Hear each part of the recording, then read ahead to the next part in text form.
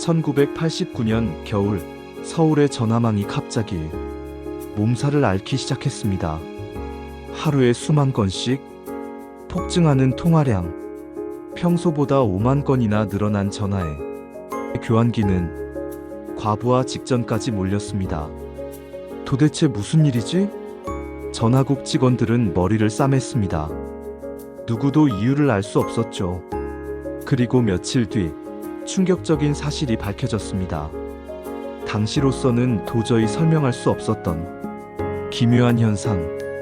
도대체 무엇이 서울이 전화망을 흔들었던 걸까요?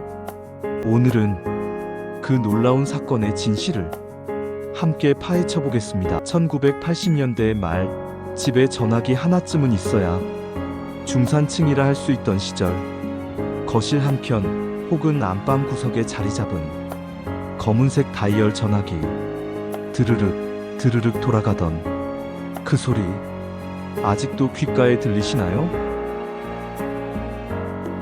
그 시절 전화는 온 가족이 함께 쓰는 물건이었습니다.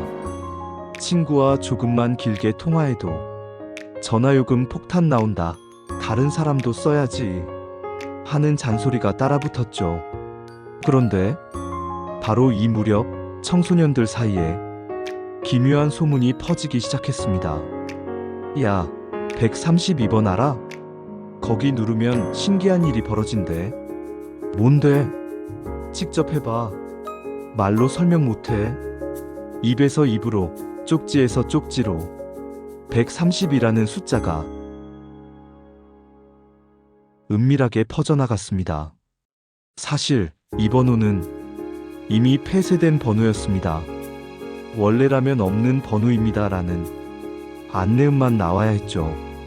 그런데 어찌된 일인지 가끔 신비한 현상이 일어났습니다. 131을 누른 사람들끼리 30초 동안 한꺼번에 연결되는 홀이 열린 겁니다. 여기 293의 7, 남자예요. 강남 대치동 여고 2학년 438에 XXXX, 방배동 276에 빨리 적어. 수화기 너머로 20명이 넘는 목소리가 동시에 쏟아졌습니다. 메모지를 들고 필사적으로 번호를 받아 적는 아이들에게 30초는 너무나 짧았습니다. 서울 성동구 마장동에 살던 고1 강모군도 그날 밤 도전했습니다. 새벽 1시 부모님이 주무실 때까지 기다렸다가 살금살금 거실로 10번째 시도 끝에 드디어 홀에 접속했죠. 자신의 번호를 외치고 수화기를 내려놓자 곧 전화벨이 울렸습니다. 설레는 마음으로 받은 전화. 반 여학생이었죠. 그녀가 물었습니다. 폰팅 신청했어? 응. 키 얼마야? 168. 몇 학년? 고1. 잠시 침묵이 흐르더니 난 고2인데 너무 어리네. 다른 사람 찾아봐. 뚝뚝뚝. 짧은 통화였지만 그날 밤의 두근거림은 평생 잊지 못할 추억이 되었을 겁니다. 132 폰팅 열풍은 순식간에 퍼졌습니다. 버스 안에서도 학교 복도에서도 아이들은 속삭였죠. 너도 해봤어? 어제 여고생이랑 통화했어. 진짜? 어땠어? 심지어 대학생들도 호기심에 시도했다가 10대 남학생들이 폭풍 전화를 받곤 했습니다. 누나 사귀어요. 목소리 예쁘시네요. 철없는 고백에 웃음이 터져나왔다고 하네요. 강남 대치동의 한 고등학생은 이렇게 증언했습니다.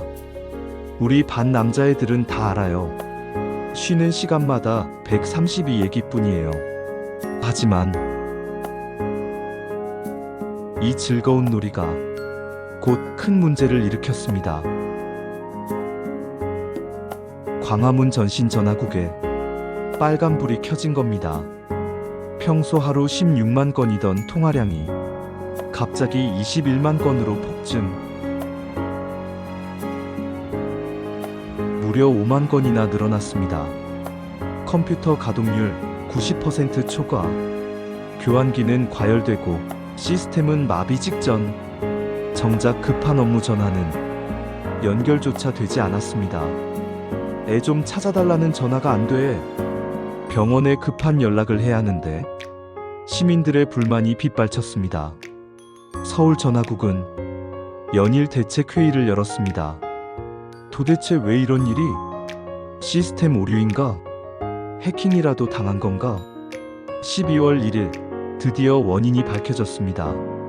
바로 132 폰팅 때문이었던 겁니다. 하지만 132의 마법은 오래가지 못했습니다. 전화국이 본격적인 단속에 나섰고, 무엇보다 새로운 시대가 열리고 있었으니까요. PC통신 천리안과 하이텔이 등장했고 삐삐가 유행하기 시작했습니다. 8282 빨리빨리, 14004 같은 숫자 암호로 마음을 전하던 시절. 그리고 몇 년 뒤 휴대폰이 나오면서 132는 완전히 추억 속으로 사라졌습니다. 그런데 말이죠.